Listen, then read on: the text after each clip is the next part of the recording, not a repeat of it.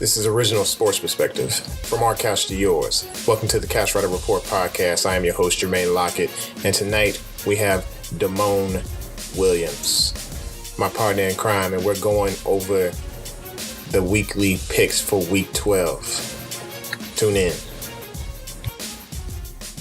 But yeah, with that said, man, let's just jump off into these picks here. We'll go ahead and start with Ryan Cole's picks. He got Detroit over Philadelphia. I picked Philadelphia over Detroit. And I'll tell you why. I mean, I don't have faith in Detroit's system right now. I'm not a big fan of Eric Ebron. And when Lance Moore is pretty much your leading receiver for the last 3 weeks, it just doesn't bode well for this offense because they're just not performing at a decent level. I mean, Megatron is no longer the transformer we thought he was. When you got explosive receivers like Golden Tate and you have Amir Abdullah in your backfield, you'd think that your offense would run through the ground and be play action over the top, but it's not happening for Detroit. I think Philadelphia has a better chance of winning this game, whether it be Mark Sanchez or whether it be Sam Bradford, simply because they have two explosive running backs back there, and Murray and Matthews, and then you can go over the top with Jordan Matthews, kid, and I think they can finish this game off with some decent defense, and I think Detroit's just going to continue to stumble. And they won't have it. But, what you got? You know what? If you would have asked me that question 3 weeks ago, I would agree with you. But after they did what they did to the Packers, and now with the up-and-coming Raiders behind them, I have to go the opposite route. I think that they're going to go in to that game, and they're going to hand Philly another loss. I think Philly is spiraling right now. They've been searching for an identity since game one. Haven't found it. They were hoping that their future quarterback was in the quarterback that they're currently playing, which is now hurt. And now when they're dealing with their backup with Sanchez, I just don't see. I understand that Sanchez, he can carry out the game plan, but I think Detroit has finally found what they were looking for, and they're ready to move forward while the Eagles are in a spiral. And, Megatron, he actually had a decent game last week, and I think that's probably what put them over Oakland. It was his 5 catches for 88 yards. They still don't have a ground game, though. I'm just not a big fan of the ground game when one of their leading rushers is Matt Stafford himself, and he had to actually run it in for a touchdown. I don't see this team pulling it together, but we're going to disagree on that one. We'll come back on these picks when we do the review. The next game is Carolina against Dallas.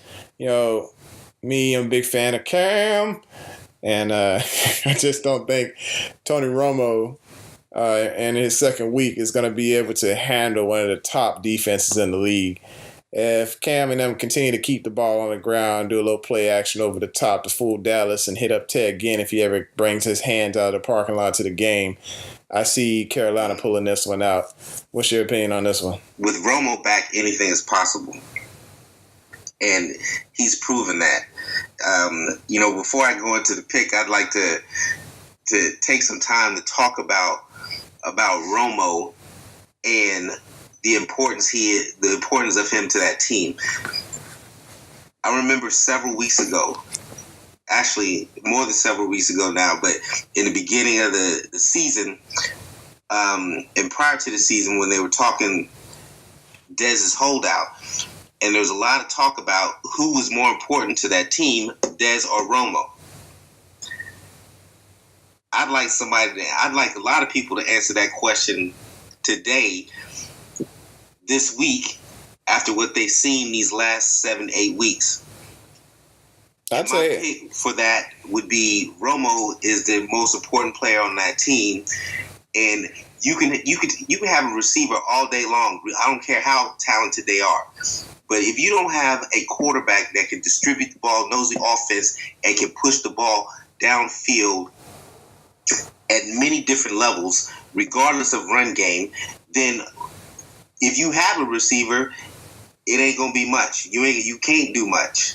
I agree. A good example of that. He's a phenomenal quarterback, and he deserves all the credit for that win last week and future wins, regardless of what Dez does. Yeah. So with that being said, anything is possible with Romo behind center. But man, Cam, yeah, hey,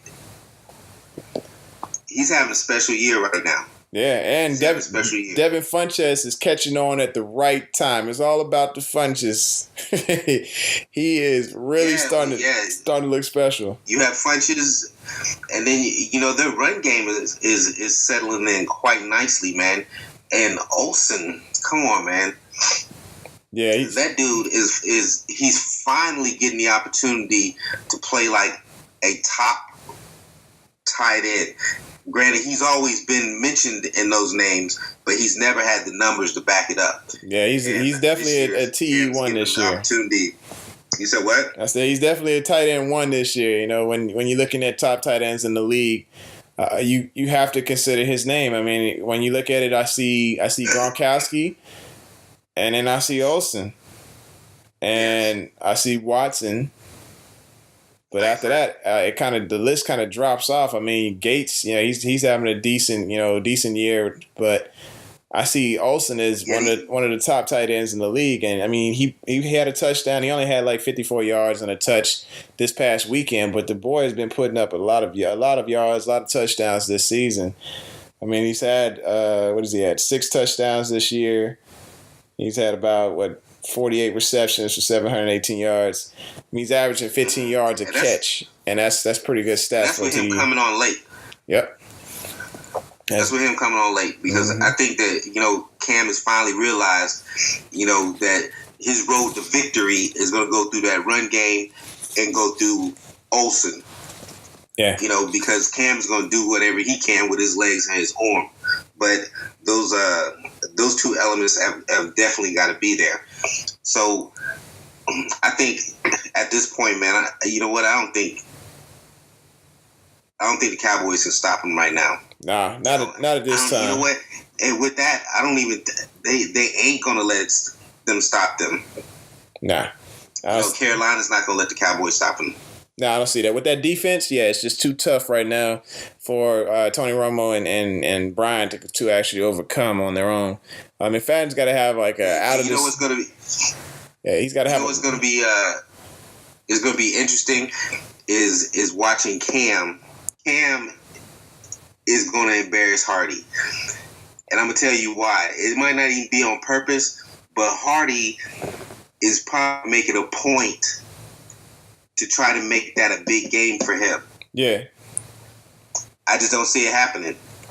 Nah, I see it happening. I just see them attacking on the ground so much that I think Stewart's gonna have a pretty solid game there, and they might have the touchdown vulture Tober bring a couple of them in, and then when once they get tired of badgering them on the ground, they're gonna take it into the air.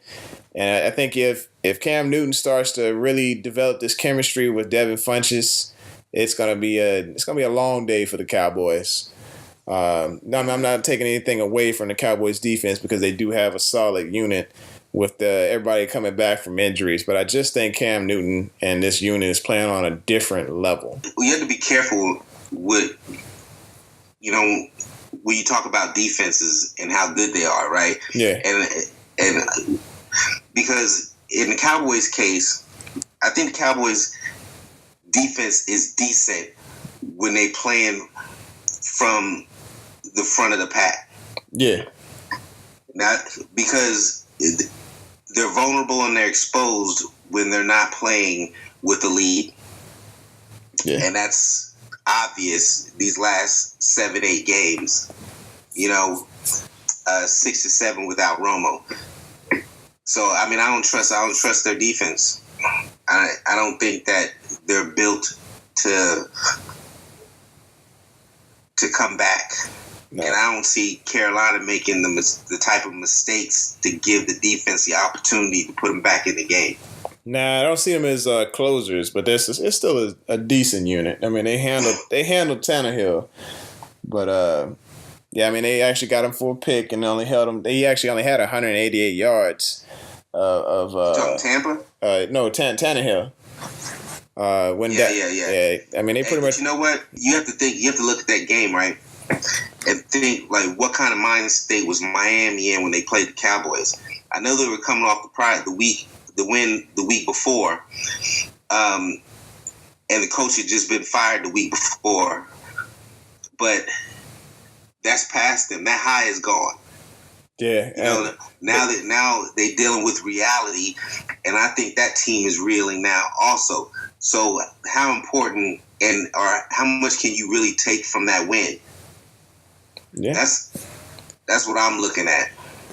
Yeah. I mean, of course, a win is a win, but Miami is no Carolina. No. Not by any sense of the word, not even close to what Carolina is. But let's move on forward to this third game. Excuse me. You got Chicago and Green Bay, and I think that's a Thursday game. Also, it's gonna be at 8:30 later on that evening. I picked Green Bay over Chicago here, and they're getting Matt Forte back, but I just don't see Chicago keeping up with Green Bay right now because Aaron Rodgers is starting to get it back. You could see that in the last game that they played, that Aaron Rodgers is going to find James Jones all over the field to try to get his. And they played against a really tough Minnesota Vikings defense, and they were still able to put up 30 points. Aaron Rodgers sit there and still had 2 touchdowns. I think he's starting to catch his rhythm back, even though he was 16 for 34.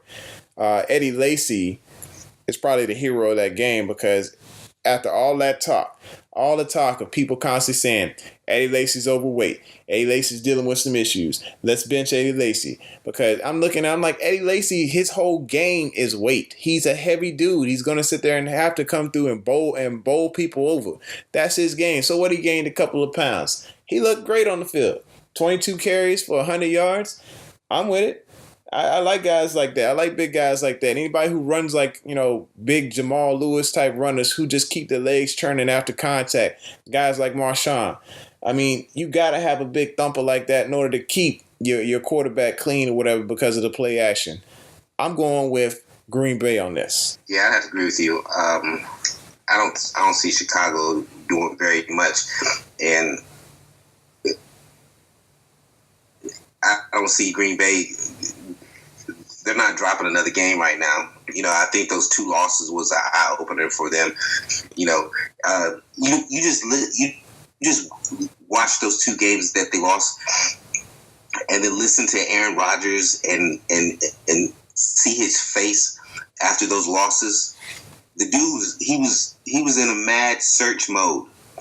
Something wasn't right, but whatever wasn't right, they found a way to fix it. And if there's some teams out there that can disrupt that, Chicago ain't one of them. Yeah, and it's just not this week. It's weird. It's weird for Chicago right now because they still trying to figure out who's the guy, who's their number 1 wide receiver right now. Because leading in receptions was Marquez Wilson. I think Alshon Jeffrey's going to be healthy this week.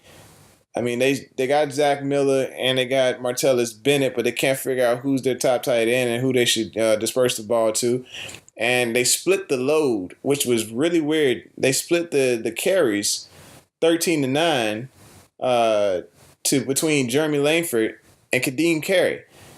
And, Langford got, 25 yards in a touchdown. But Carey did more with his carries. He had 9 for 32. I'm looking at it, I'm like, wait a minute, Langford was the star of the show. Why is he splitting the workload with Kadeem Carey? And now, don't get me wrong, when Carey came out, I thought he was one of the more explosive running backs, and I thought if he came into a good organization that he would be groomed into a better player. I'm kind of disappointed in what he's turned into, but I just don't see this team pulling it together this week against Green Bay on Thanksgiving. But let's go ahead and move forward into St. Louis and Cincinnati. Here's two tough defenses.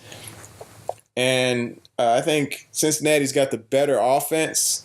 And St. Louis has got pretty much, they're going through concussion protocol right now with their quarterback. And then they don't believe in Nick Foles.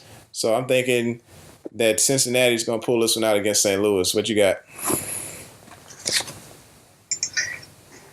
Yeah, I think I got Cincinnati right now. I understand the Rams' defense is pretty stout, but unless Foles comes in and has an all-out, I'm getting my job back performance, I don't see them beating the Bengals. Yeah, I don't see that either. I got let's see, our buddy Ryan. Oh man. Let's go back on this one. I'm going to revisit this, but just real quick. He picked Dallas over Carolina. I don't know what he's on. He's kind of sipping on something right now, probably.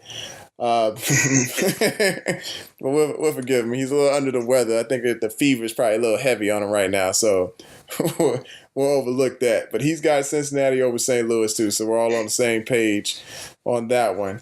Let's move forward to the Minnesota and Atlanta game. So we're looking at, Julio and crew, like Beyonce and them versus Minnesota with Bridgewater coming off a rough game, and him and Diggs hadn't hooked up in 2 games as far as a touchdown. But I think this is the game that they actually pull one off. And Atlanta has only allowed 3 receivers to score, 3 receiving touchdowns to score against them this year. When you look at it, Atlanta's defense is being ran by the former Seattle Seahawks defensive coordinator. And so their defense has definitely stepped up this year versus last year. But I still think that if the Minnesota Vikings can get it going on the ground with one of the best running backs, if not the best running back in the league, AP, if they can get some play action going, I believe Stephon Diggs will get into the end zone this game. And it will be a game, but I think Minnesota's got the better defense to pull it out. I don't know what to get with Atlanta. So that's a hard pick for me. And after seeing what the Packers did with Minnesota, understanding that it's a rivalry game and rivalry games are always different, I think I'm going to go with Atlanta. But I'm looking at Atlanta and I'm kind of like, you guys just lost to the 49ers. I mean, wasn't that Blaine Gabbert that did that to him? Was it week 10, I wanted to say? Yeah, 17-16. Blaine Gabbert comes out there, first game, and beats the Falcons. Just, and takes care of business. I mean, Patton looked like a boss in there. He only had 3 catches, but the dude looked like an absolute boss out there. Yeah. And then what I think is difficult. In fact, it's more than think, because you see certain teams play down to certain teams, like for whatever reason they can't pick themselves up for that game. Yeah. And I think the 49ers was one of those games. It wasn't just a loss; it was a surprising loss, right? But that's why they say, that's where the term "any given Sunday." Absolutely. That's why you got to suit up. Absolutely. Because the game is not given to you; you got to play it. Yeah, and it's not like they didn't have decent offense going into that game. They had 303 yards of passing offense. Julio Jones had 137 of that. He had 10 catches. But I think the ground game is where the issue was. 49ers, they just absolutely stopped Devontae Freeman. He only had 12 yards of rushing on 12 attempts. And they just decided to go through the air the entire game. Gabbert didn't have an impressive game. I mean, he had 2 touchdowns, but he also had 2 interceptions, only 185 yards. It was just a bad game by rushing altogether because, I mean, the top rusher was Sean Drone, and he was just coming in, just stepping in, and he got 58 yards rushing. I'm just like, okay. And then Quentin Patton only had 3 receptions, but he had 70 yards. So it was a really ugly game on both sides of the ball or whatever as far as... Yeah, Atlanta played down. Yeah. They play down to their competition, and they pay dearly for it. And I think that if they come in there with that same mentality, and they're at home. So I think if AP comes in there and lights them up on the ground, you might see Atlanta taking an L on this one. But you know what? And another reason why I think Atlanta's going to have this game is that they got to get it. Like, their window is closing. Yeah. Right? Like, that window does not stay open long. Right? So, if they don't do something this week, I don't know if they'll have a chance, because confidence will be shot. Confidence is huge. Confidence and momentum, right? They have to change the momentum this week to move into the future weeks. Absolutely. So you know what? Not only do you want to bet on their talent, but you want to bet on their drive to make the playoffs and do something in these playoffs this year. And this is the third game they've lost in a row? I just looked at the standings right now, and it says losses L3, as in they lost 3 games straight. So, look, I don't know if this skid is going to continue, but they need to do something to stop the bleeding. And if Minnesota can pull it together, they can take back the lead on this division. If Green Bay just for some reason doesn't pull it out against Chicago, right now she's got a 1-game lead on them because of the win. Hey, look, Carolina's got a commanding lead in the NFC South, right? Yep. So behind them by several games is Atlanta, then Tampa, then New Orleans. Yep. I'm not betting on New Orleans right now.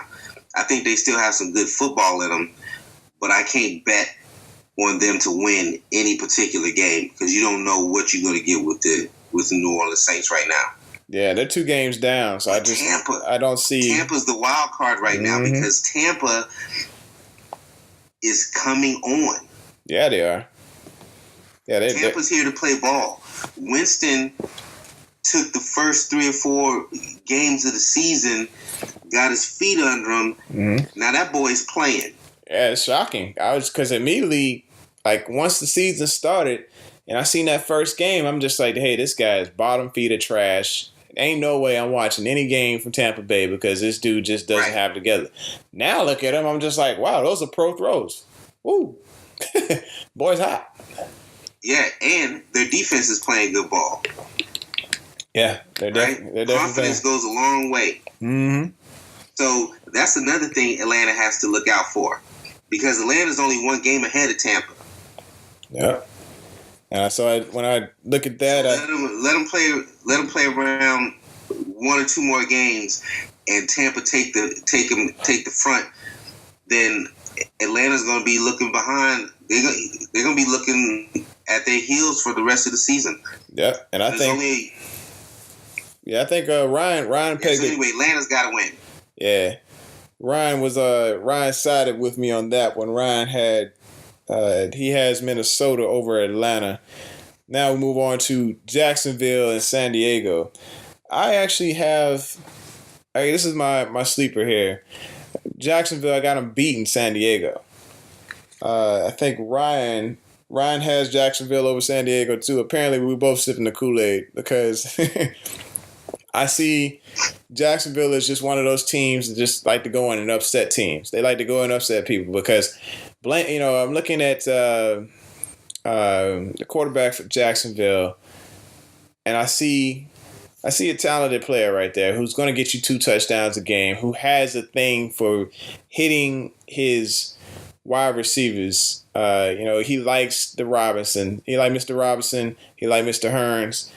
And he goes to a touchdown for them or once a game. Every game, he tries to hit both of them up for the TDs. He's not really a fan of tight ends. He's starting to gain some chemistry with Julius Thomas. And I think that defense is still they hang in there in games, but it really takes that QB play to pull them out, and it takes Yeldon to actually get it done on the ground. San Diego is just, for me, I just think they're continue falling apart, train wreck, and I wish better for Phillip Rivers because it's just not a team that holds it together on defense. I'm not impressed with them, and I think that he deserves to be on a better team because he's such a prolific passer. Damn, that's sad. I'm just looking at San Diego's schedule right now. Not schedule, but their record. And to be honest with you, I did not realize they were 2-8. Yeah, they gave Baltimore their first win, so it was. They're dealing with injuries though. They've been dealing with injuries, and it hasn't stopped. The injuries have plagued them dearly. Jacksonville, it's hard to say they're in a come up, but they're building on something. They have some phenomenal pieces in place in that organization right now, and I do believe they're going to be doing some things in the future. Yeah, San Diego is still scary to me. I don't know what happened with them last week. I don't know why they were stifled. The offense was stifled in the way that it was. It seems like their game plans just never plan out, or not planned out, or thought out very well, or they're not stuck to. I don't understand why Danny Woodhead is not more of a focal point in your offense, considering all the other pieces that you've lost or are hampered by injury on the offense. Well, you can take a look at that and blame. You can blame the general manager for that because they went after Gordon, because they didn't have faith in Woodhead being the number one guy. And then they came and they were surprised because Woodhead showed up so big and Gordon didn't. Gordon was talking about, hey, I'm going to be rookie of the year and I'm going to get 2,000 rushing yards in my rookie season coming out right after he got selected in the draft. Now, I know he's got he's eating some humble pie right now. And they're trying to put this offense behind him. It's just not working. Last week, he had 15 carries, and Woodhead only has 6. I'm sitting here looking like, wait a minute, Woodhead is the guy who's been getting it done. And you reward Melvin Gordon with all these carries and he's not getting it done for you. There's your problem right there. And then, of course, you're having all these injuries to where Stevie Johnson, your head receiver, that's an issue. I mean, Stevie ain't been nothing since, Buffalo. I like Stevie Johnson because he was one of the fundamental receivers who wasn't that fast, but he was able to get off the jam and be able to run the route tree the way he's supposed to. But he's not your exciting, let's put a highlight reel together type receiver. You're looking at just let's just get the job done type of guy. When you had guys like Allen and when you had guys like Floyd, who were your exciting, hey, let's take the top off of this defense type guys, whatever. Let's get this touchdown from Phillip Rivers, whatever. You're dealing with guys like Inman and Hendren and Stevie Johnson. It's just not going to happen when you don't have those electric players to keep those drives going. Right. So I got Jacksonville over San Diego, and I think Ryan may have been on the same kick. Let's see here. He had Jacksonville. And so let's and you got Jacksonville, so we all got all Jacksonville on that one. Now we got Oakland at Tennessee. I picked Oakland on this one because, and actually Ryan picked them too. Derek Carr is awesome, man. I like Derek Carr. I like what he's doing. He's hit some bumps this year, but I believe the connection he has with Michael Crabtree and Amari Cooper is enough to pull him over this tough Tennessee defense. I think Mariota's he's just not seasoned enough to pull out a W against a high-powered offense. He did it against New Orleans, and when I think he threw 4 touchdowns against them or whatever. But when you look at Oakland is just, they're primed to be able to take over the AFC West in the future. I'm not saying it's going to be this year, but I believe Derek Carr in years to come is going to be a top quarterback in this league. And with the weapons he's got everything he needs, and he just needs to get a defense with a decent secondary to be able to take care of and close out games. When you look at Mariota doesn't have the offensive weapons right now to take care of business because of injuries. and he's looking at Dorial Beckham-Green as his number one, and he just doesn't have it as a rookie right now. He needs a decent wide receiver coach to show him how to, run comeback routes, how to not just be the big guy, how to actually play small and actually be able to run those intermediate routes and be fearless across the middle to turn him into a dangerous receiver. So I definitely have Oakland over Tennessee. Yeah. Hey, you know what? I'm going to jump off track just for a hot second because you mentioned Gordon in the last pick, and we're running into this game between the Raiders and Tennessee. Mm-hmm. And you have Bishop Sankey that's riding the pine because he can't pull together on the field a play. And you go back to the draft, last year's draft, and this is the first year in a couple years that you had two running backs going in the first round, and then you have one that's possibly a bust if he doesn't pull it together here in the last part of the season. Yeah. So what's going to happen next year in the draft? Because you have fourth rounders, fifth rounders, and sixth rounders that are in this league today that are producing more than Gordon and Sankey.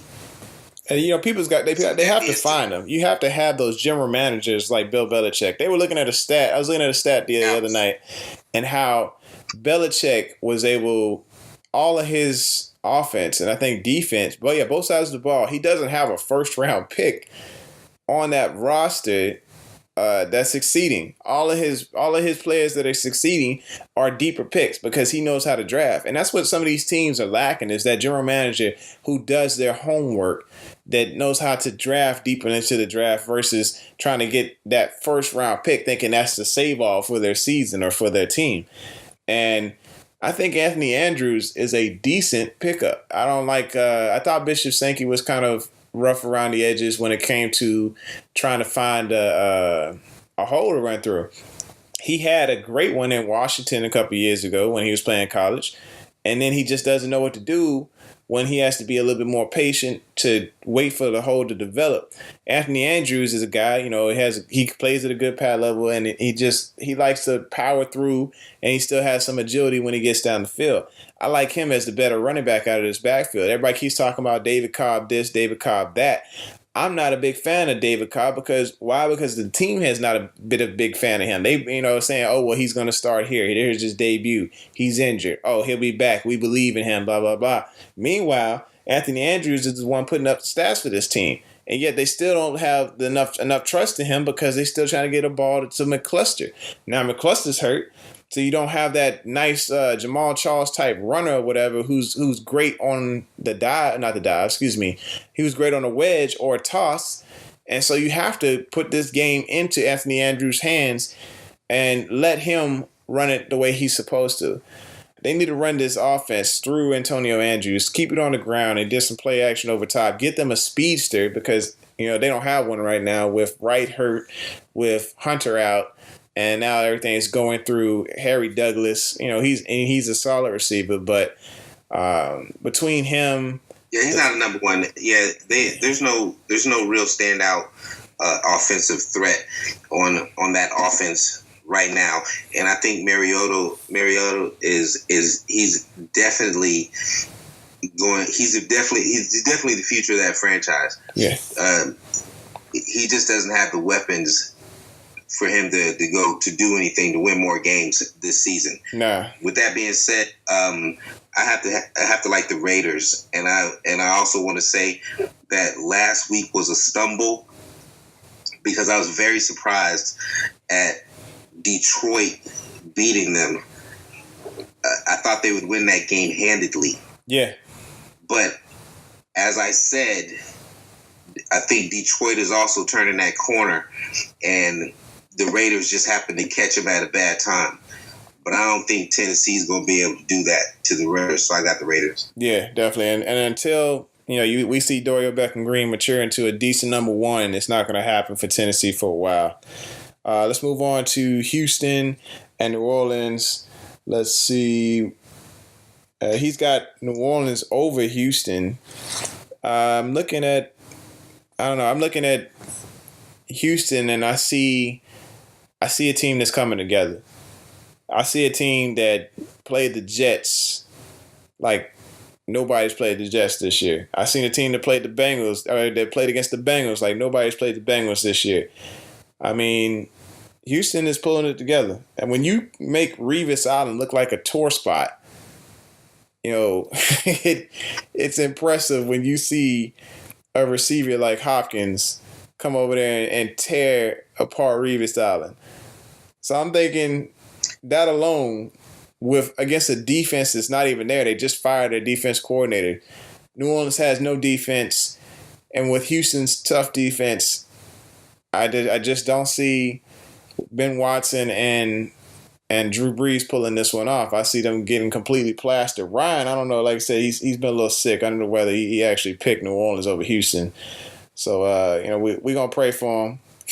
And I know it's your squad, so I know you're gonna be picking Houston in this one, yeah. Yeah, you know, the Texans have been very frustrating this year, and I understand their record is 5-5, and they're tied with the Colts in the division.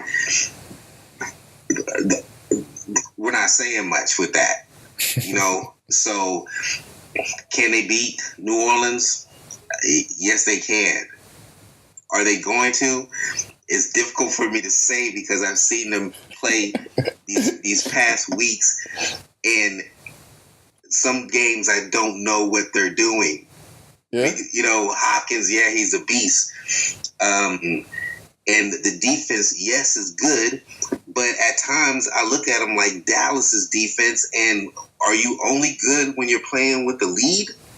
Because going into the season, you were the number 2 ranked defense in the league, but you ain't playing like that. Yeah, they got to pick it. They got to step it up. But I'm a big fan of TJ Yates. I like TJ. I liked TJ back a couple years ago when everybody was getting hurt, and now that TJ is back, TJ on point, man. That's another thing. That's another thing that I'm having issue with, and it's the decision making by the coaching staff and maybe even the general manager at this point, because you have to ask yourself, who beat Yates out? Yeah. Who beat him? I think it's just they decided to go in a different direction besides Yates, and I think he just didn't have the believers behind him.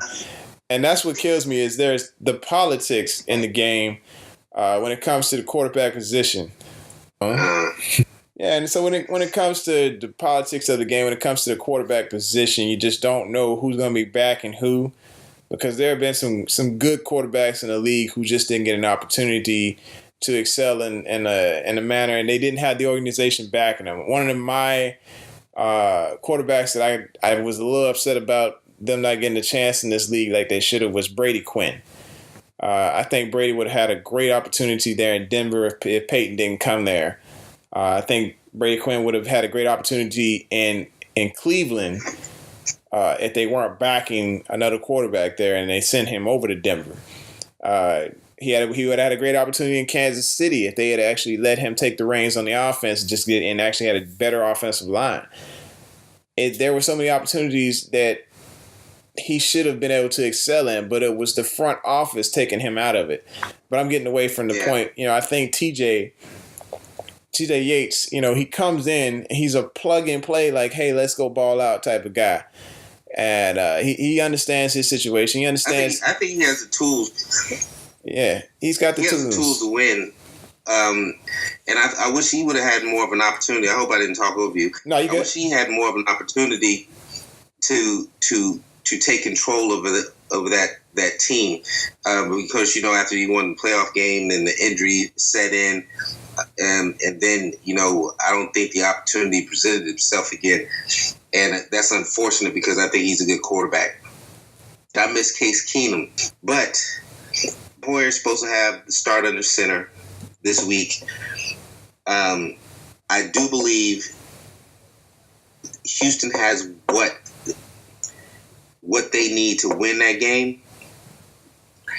I'm just hoping, as a fan, that they pull it off and not regress. Yeah, and I think New Orleans, they don't have it all together right now. And I believe that Houston has a tougher defense to make sure that Drew Brees gets off the field on third down. And it's just what's scary about that? What's scary about that though is Houston don't have anything to lose. I know they're playing, and they're playing for pride each and every game. Breeze and company are, but the Texans, they're dealing with expectations. So I think the stress level going into the games may play a part. Yeah, I believe that. Yeah, because the New Orleans at the bottom of the division, they may be playing like, hey, we're definitely playing for pride here. But yeah, we look at Houston. I mean, even if they lose this game, they are still in the top. They can still win their division because of the fact that, you know what, but you can't keep saying that, right? And that's what you don't want to rely on, because that's another thing that's frustrating to me is, and I know we're getting a little off subject, so I'm going to say what I want to say what I'm going to say, but I'm going to pick the Texans.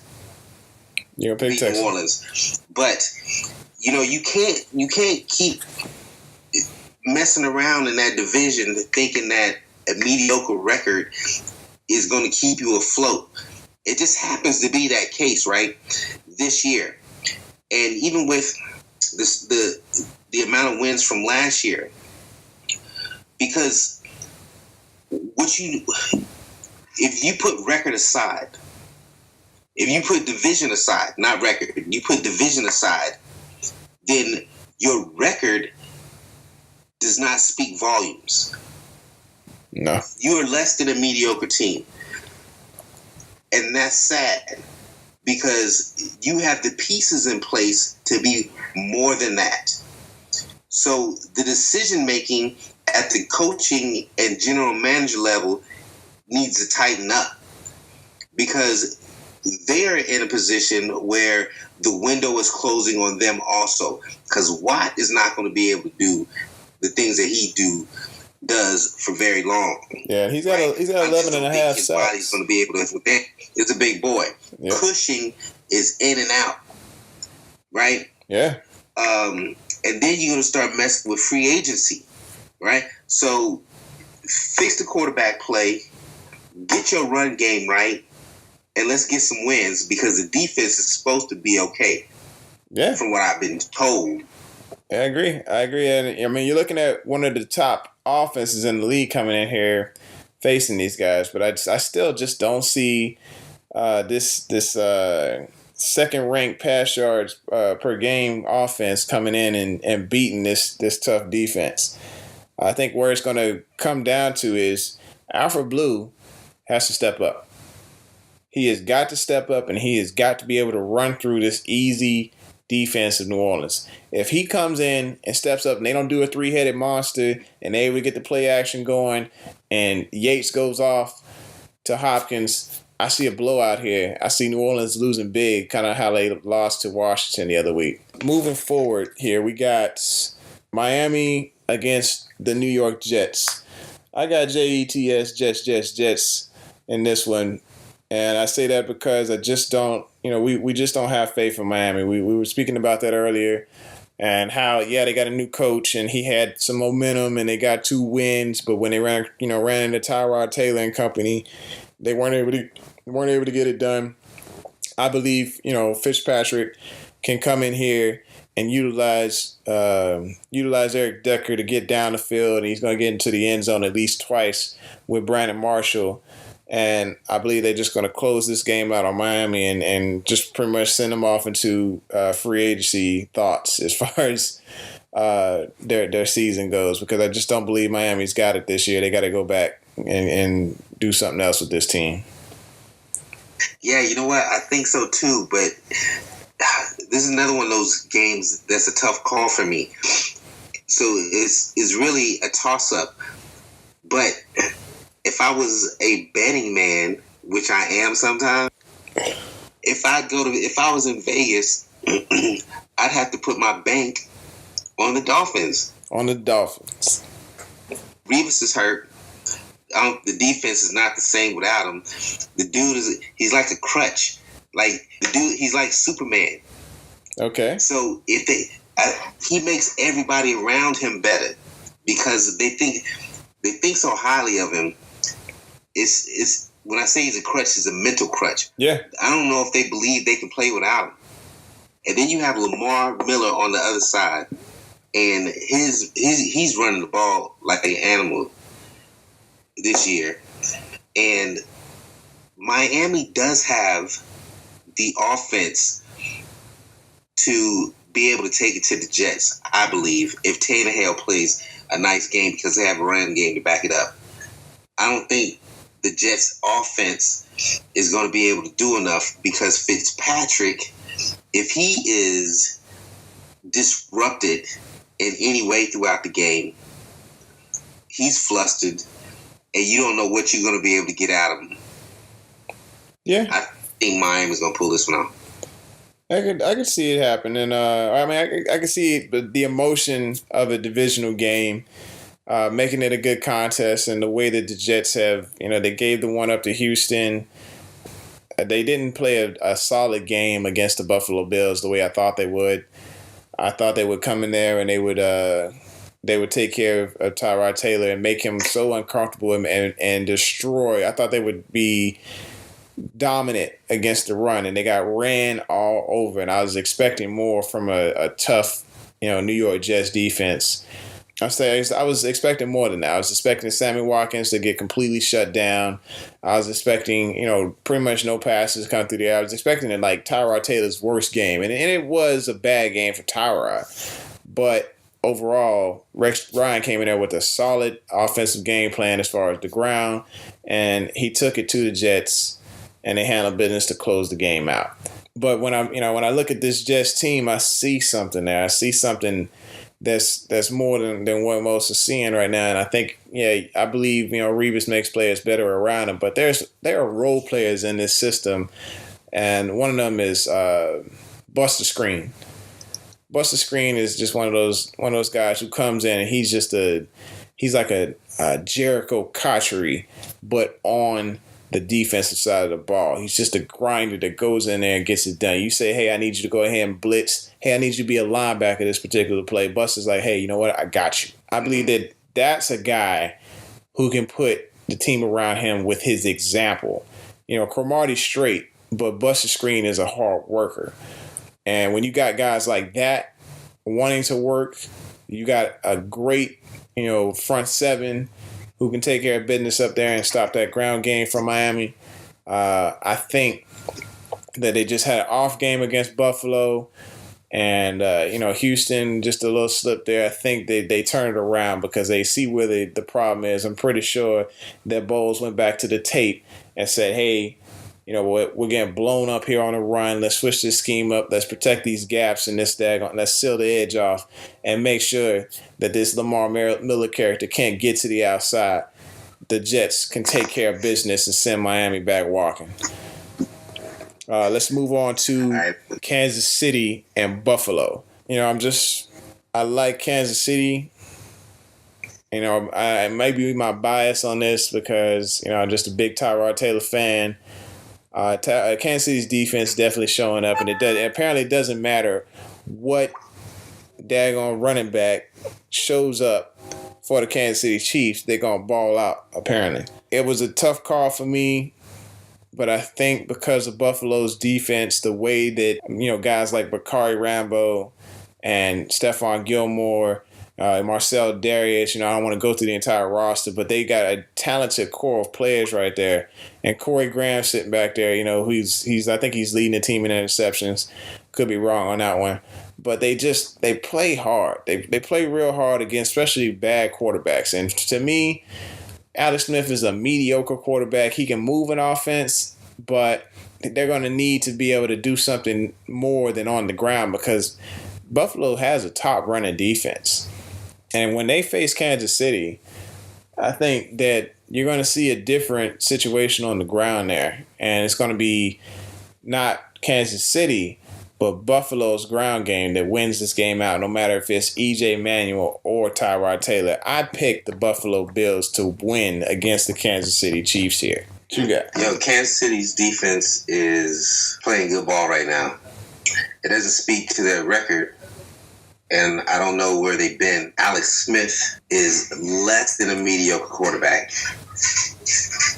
I don't know what his deal is, but they have the potential and the capability of beating whoever they play. I don't know what their problem is. But after the loss to New England, I don't think that Buffalo's going to lose this week.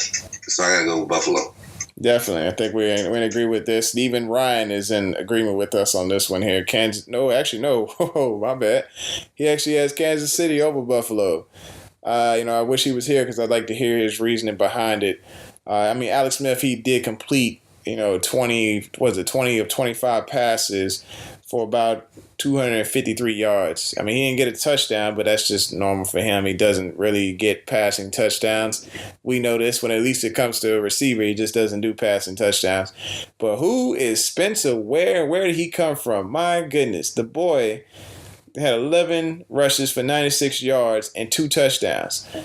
I'm like, dude, coming out of nowhere, 5'10", 229 pounds, just doing it through. I think it's just that offensive scheme, and they must have a pretty good zone blocking game there. For anybody just to come off the street and be able to be a plug-and-play running back. Look for him to – he's going to run into a brick wall in Buffalo or against Buffalo, but I think that lends to scouting. Also, we were just talking about it earlier. Some teams like the Patriots and obviously Kansas City do well when it comes to seeking out running backs that fit their scheme.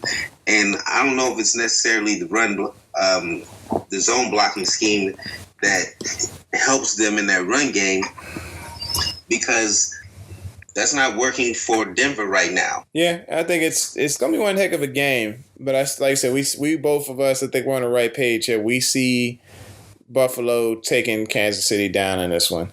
Let's move on to the New York Giants and the Washington Redskins game here. I picked the Redskins over the Giants simply because I just don't see the Giants pulling it together this year, especially when they don't have a defense to handle business. I see Kirk Cousins actually going off with Deshaun Jackson being his second week back. Just some long bombs there, taking care of those corners that are not exactly the best in the league. New York, they had a shootout against New Orleans a couple weeks ago where they proved that, hey, anybody can throw on this team. And then they go into New England and they play a completely different game. Who are the New York Giants? Because they go to New England and they play to this level of competition as if, yes, they're a contender. But then they come, beforehand they go and play New Orleans like they never had a defense in their life. And and give up, what was it 59 points? I think what Drew Brees pulled that one out, right? Yeah, I can't call it. I got Washington on that one, man. It's just, I just don't see them handling business the way they're supposed to. With Ryan Cole, I think let me check and see. I think he's on the same page as we are. Just, we don't believe in the New York Giants. Oh, no. There he is again. He's the lone wolf in this one, man. He actually picked the Giants over Washington. I think he's drinking that Odell Beckham Kool-Aid. And while that is some good Kool-Aid to drink, because this guy's a great receiver, you can't run your entire offense through one player. And I believe that Washington has at least one decent corner on that team to handle business against Odell Beckham. If they shut him down, then you're going to see... Yeah, I'm going with the Redskins. Yeah, definitely going with the Redskins over the New York Giants. We'll move on to the Tampa Bay Buccaneers versus the Indianapolis Colts. Jameis Winston looked ridiculous last week. 5 touchdowns. I'm seeing this team start to pull it together. With him and Doug Martin, I think this team is going to pull something big over Indianapolis. Don't get me wrong, I like Matt Hasselbeck because Hasselbeck is just a better decision maker right now than Andrew Luck. He's able to bring this offense to a better level than what Andrew Luck was able to do with it. So, with that said, it's going to be a good game, but I still see Tampa Bay being the better team in this game here. And like you said, Tampa Bay's defense is actually coming on. I love Matt Hasselbeck. He's one of my all-time favorite players. He's definitely And if Matt Hasselbeck wasn't starting, I definitely wouldn't pick the Colts. Because I don't think Luck has it this year. Like, he's playing through injuries, and I think his head game is off right now. Oh, yeah. Matt gives him the better shot. And what I found was interesting is that they're 5-5 right now, and Hasselbeck has won 3 of their 5 games. But I can't take him over Tampa right now for 2 reasons. The first is because they're playing Tampa, and I think Tampa is on their way right now, offensively and defensively. And then 2 is they have to lose this week, so the Texans will take first place in the division. So there's the bias. Of course there's a bias. What am I saying? I just think Tampa Bay is just a better team right now altogether. Like I said, I might be a fan of Hasselbeck, but until he gains some more momentum, a little bit more chemistry with his wide receivers over there, they figure out who's going to be the lead back over there between Gore and Bradshaw. Yeah, it might be a little rough for them a couple weeks ahead. And I just think Winston's playing at a better level than I thought he was going to play at this season. And Doug Martin, oh my gosh, 27 carries for 235 yards. If Indianapolis doesn't do anything about that on the ground, then they're seriously going to fail this week against the Tampa Bay Buccaneers. Let's move on to the Arizona Cardinals against San Francisco 49ers. I believe all 3 of us were unanimous on this decision here. Arizona beats San Francisco 49ers simply because it is a complete team versus a team on one wheel, basically. What you got? Yeah, I have the Cardinals. I don't even think it's up for debate. Nope. Let's just move on. We don't even have to look at that anymore. Seattle and Pittsburgh. This is going to be something else. I mean, a healthy Ben Roethlisberger, just, heck, you know what? I'd say even a broken Ben Roethlisberger at this point. And you could probably just tell the guy, hey, look, I know you got a broken leg, but I'm going to need you to come out here and ball out. And he'll be like, you know what? I got you. No problem. I'm going to come out here and I'll throw 3 touchdowns, whatever. But if he's fully healthy, Ben Roethlisberger's just not as good. You got to break a leg. You got to basically tear his ankle off or something and tell this guy, hey, then you got to go play. Because he don't play well when he's healthy at all. And then you got Seattle here, who just it's the roller coaster. I could not be a Seattle Seahawks fan because it's just a roller coaster of pain that you go through every week with this offense. I mean, you got Rawls, basically doing his best imitation of Marshawn Lynch, but he's a little smaller, but he packs a wallop. And he's, doing well on the ground, and Marshawn's got abdominal injury, so they're not even missing a beat there. They're not utilizing Jimmy Graham, which is confusing the crap out of me because I'm just like, why pay all this money for this top tight end? You're not going to utilize him the best you can. Tyler Lockett, my cousin, is going off over here in Seattle. I mean, he's making the best out of his opportunity, and he's probably going to get more opportunities going forward. And I just see a defense that is all over the place. It's not the same Legion of Boom.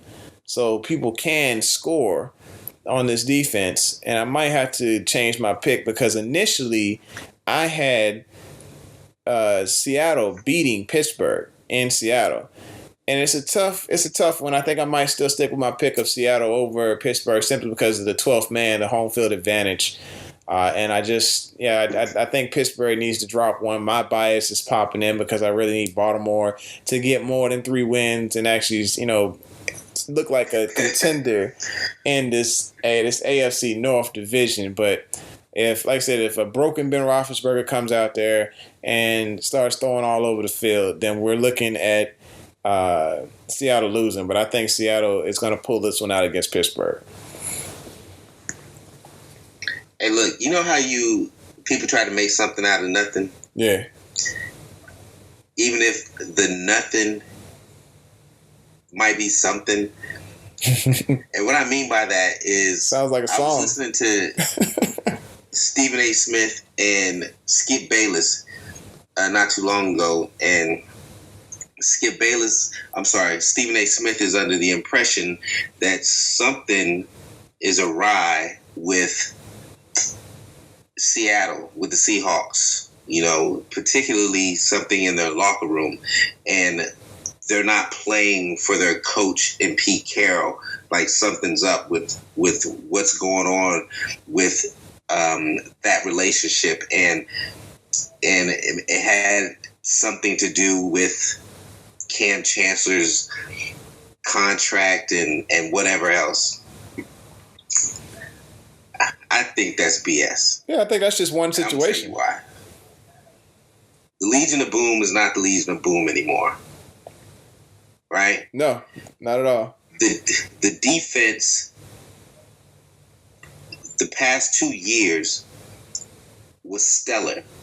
Yep. The simple fact is that they could not keep the team together, and they lost critical pieces, vital pieces, for free agency due to free agency. Yeah. Right? Because people want to get paid. The players moved on. Mm-hmm. Okay? There's no chemistry malfunction or failure or foul with the players and the coach. It's just free agency set in, and those cats can't do or produce like they did in the past. Nah. And they can't continue to cover for a mediocre offense. Right. Russell Wilson does what he does. He's a great game manager, and he can make some crazy plays. And I think they should have considered, like last week, a bye week, because, I mean, the dude threw 3 touchdowns. Thomas, Rawls had 209 yards and a touchdown, and he's a backup. That was off 30 carries. It was basically a beatdown of the 49ers and a complete embarrassment of them on the ground. And I think that, normally this would not happen. Against other competition, they would be able to, probably wouldn't have as productive of an offense. One thing I've recognized about Russell Wilson, he plays let's get open. He plays, I'm going to scramble around here, try to reestablish the pocket like 3 or 4 times. You guys go get open. I'll get the ball to you. And it's confusing. And if I was a wide receiver, I'd be a little ticked because we got plays for a reason. And if I was Jimmy Graham, I'd be ticked because you got me for a reason. I'm your biggest guy on the field, and you can't sit here and do a 3-step drop and go ahead and hit me with skinny seams over the middle. That's terrible.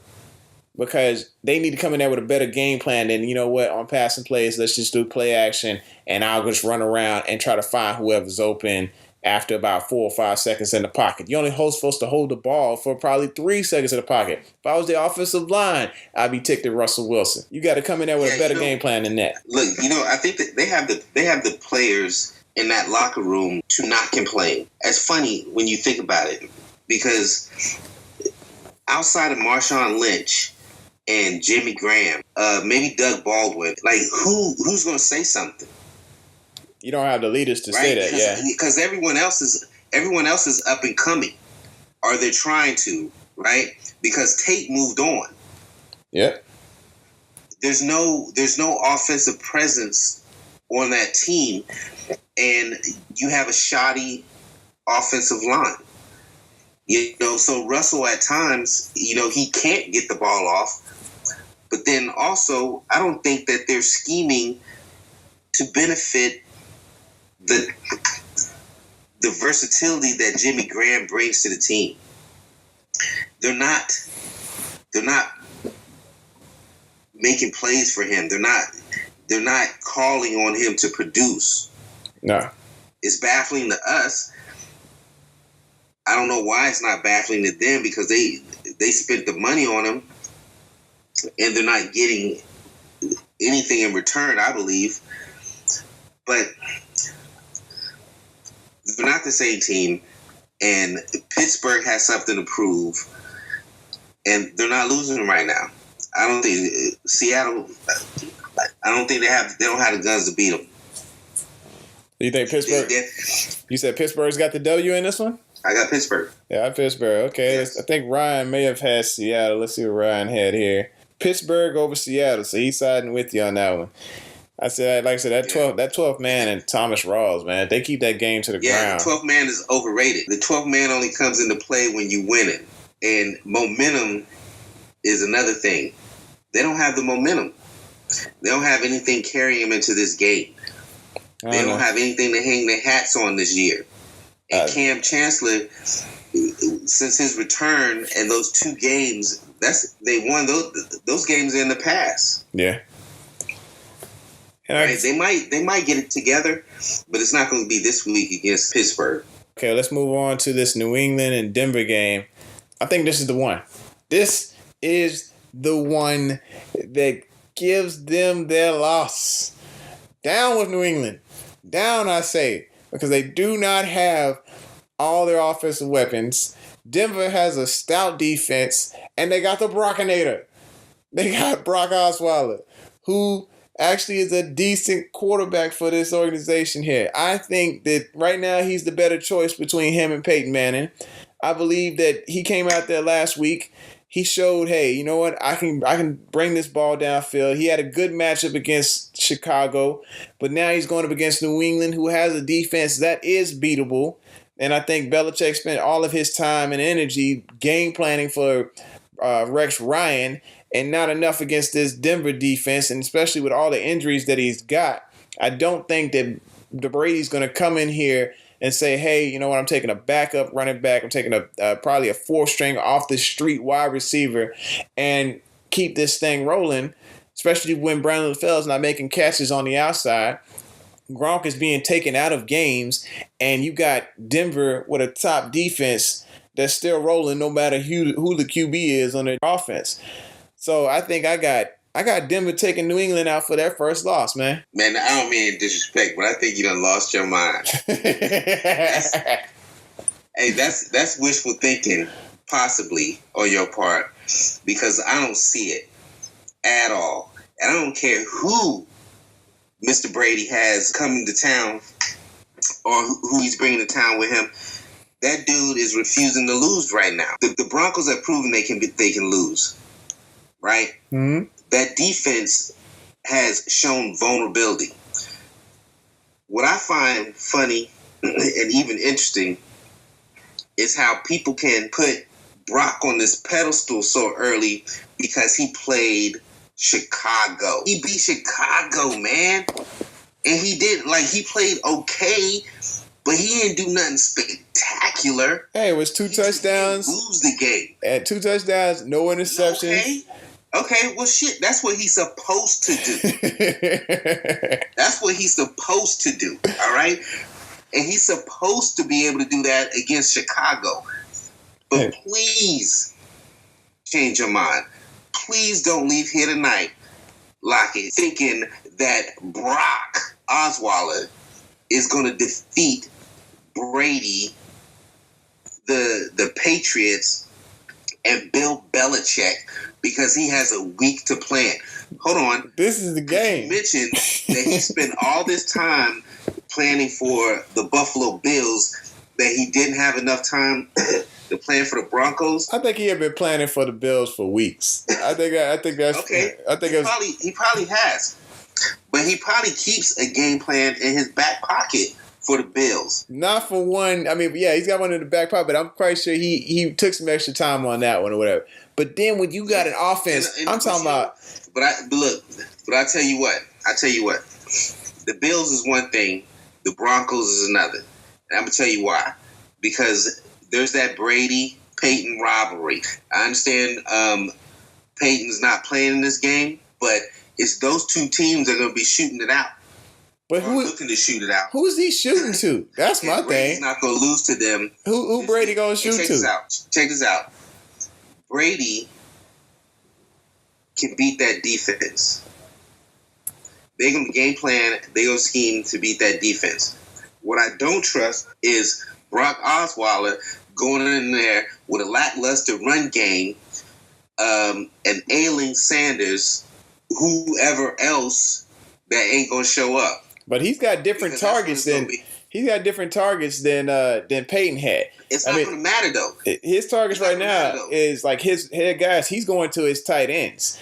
Looks like Vernon Davis and Owen Daniels were the leading receivers in this past game, and that's what rookie quarterbacks do, right? Yeah, they rely on their tight ends. But he did. But his two touchdowns, they actually were to receivers. He just used the tight ends to work his way down the field, and he trusted a decent ground game. That's fine, but look, it ain't gonna happen this week. And it looks like Shady had a decent night last night against the Patriots. He just he couldn't get into the end zone. I think they were using Shady a lot, and he got 20 rushes for 82 yards. Actually, he did get a touch. And then he had 6 for 41. We're talking Shady McCoy. Ronnie Hillman and C.J. Anderson ain't Shady.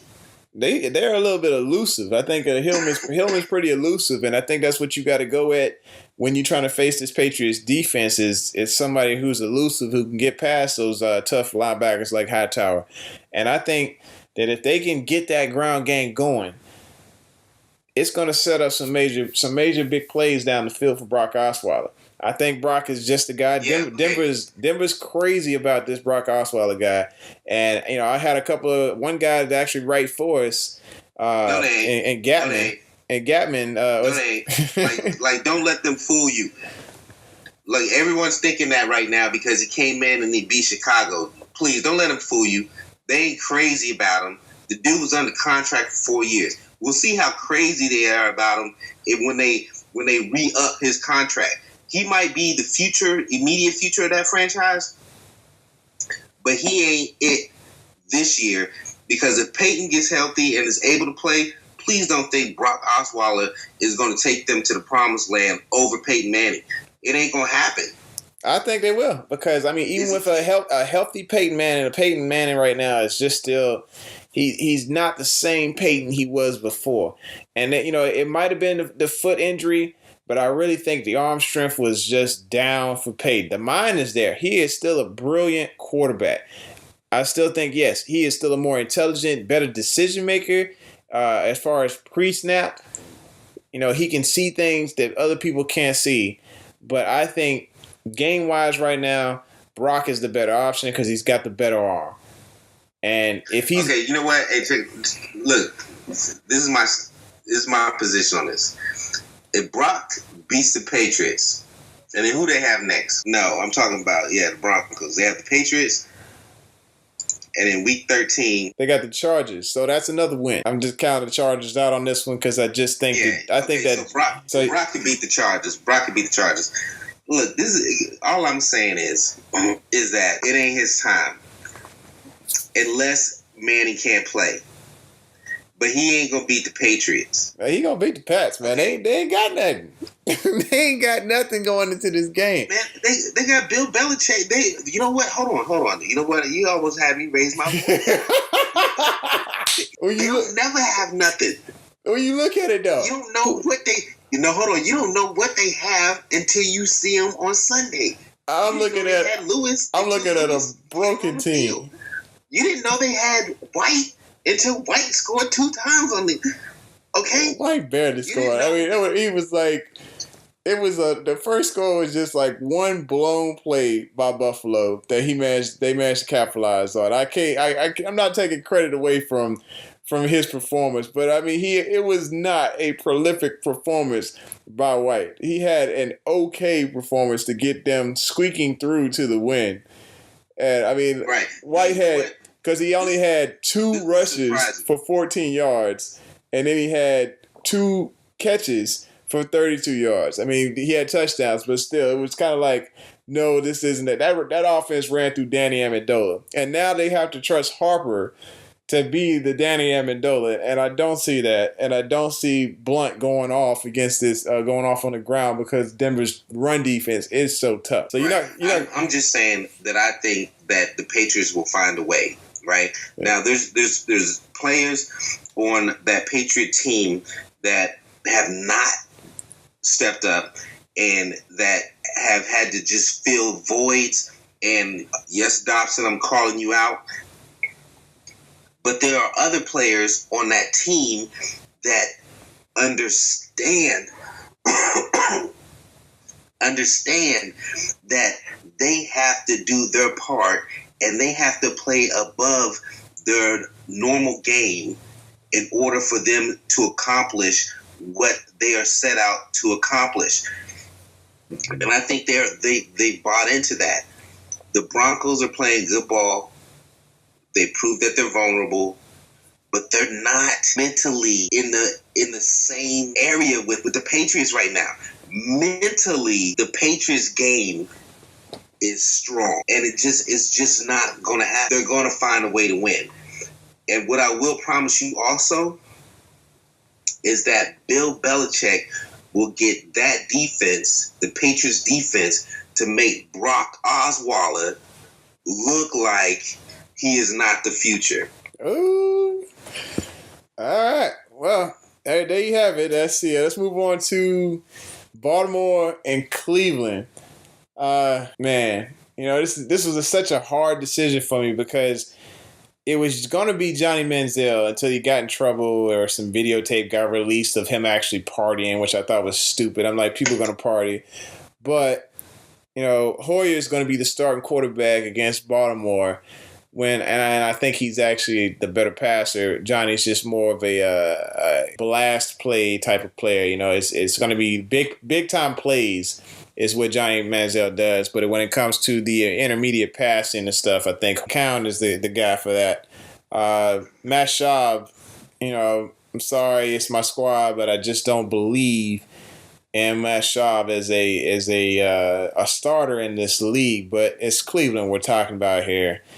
And Javarius Buck Allen will be the key to victory for the Baltimore Ravens with Justin Forsett out with a broken arm. And we've lost everything in this game or this team for this season. We lost our top pass rusher. We lost our top wide receiver in Steve Smith. We've lost our top running back in Forsett. Now we lost our leader, Joe Flacco.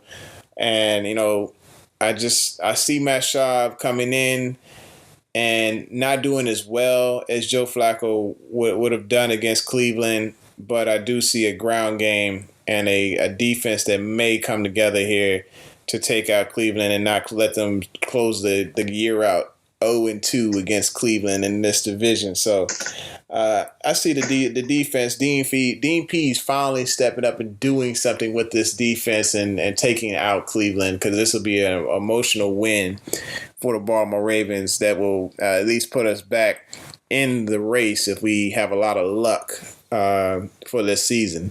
So I got Baltimore. Who you got? No, you got a headache.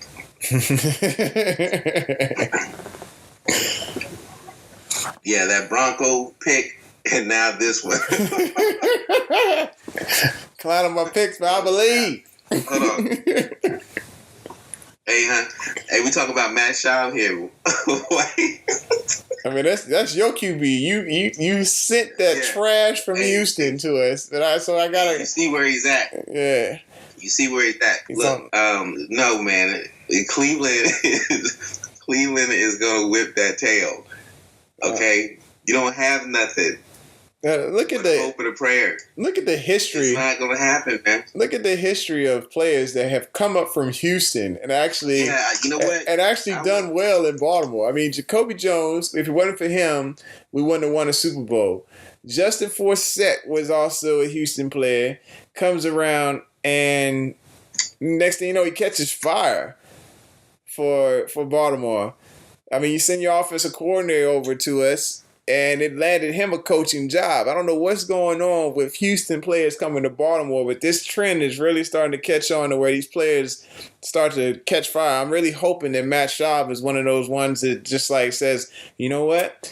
I may have screwed up in Houston. They hated me. It's time to catch fire. He's capable, but you don't have any offensive weapons. Kamar Aiken has been a very capable receiver for the Ravens. And when you look at Crockett Gilmore, he is pretty much everything that Dennis Pitta was for Joe Flacco. And I know that's like pretty much far-fetched right now, but you hadn't seen the capability, the abilities of this particular tight end. he's good he's good on the ground as far as blocking, and he's very tough, a very tough tight end to where he fights for position and he will stiff arm the heck out of somebody. He's like 6'6". He's a big boy. I see, with Javarius Buck Allen. I mean, he's a former USC player. He's a rookie, and every time he touched the ball, he's like averaging 5 yards a carry.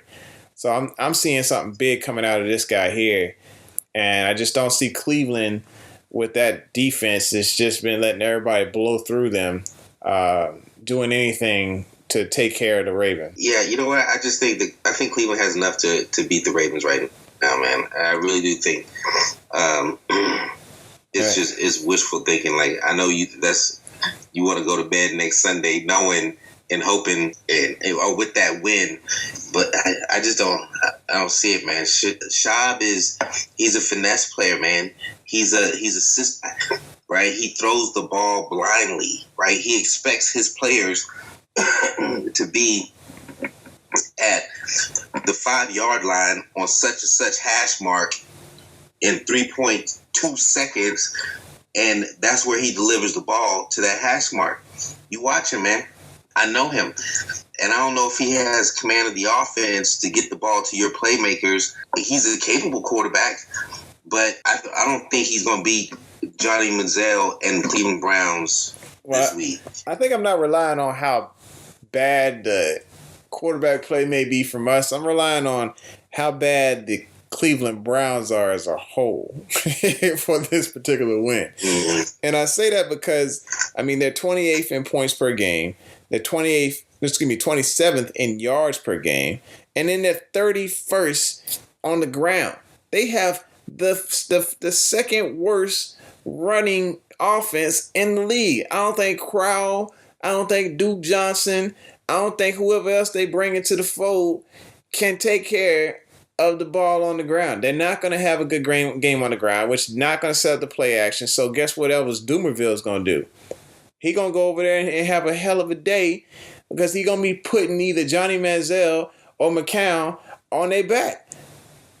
And if that continues to happen, then it's going to create opportunities for Baltimore to continue to make it a ground game for success for this team. So I'm looking at Baltimore winning. It's not going to be a pretty win. It's going to be a match-shot win. It's going to be one of those ones that's kind of like, 19 to 14. Baltimore wins it out. But, I just kind of I see Baltimore getting this one, man. I don't even think, if I wasn't a Baltimore fan, I kind of still think that they wouldn't have it. They couldn't get it done. Cleveland's coming off a bye, too. Yeah. I mean, they're rested, but, rest is still done. You can rest garbage, and garbage still going to be garbage when you wake them up. Okay. But that's all we got here for the Couch Rider Report podcast. I know we were a little bit over, but this is original sports perspective from our couch to yours. Thanks for joining us on Couch Rider Report podcast, Damon.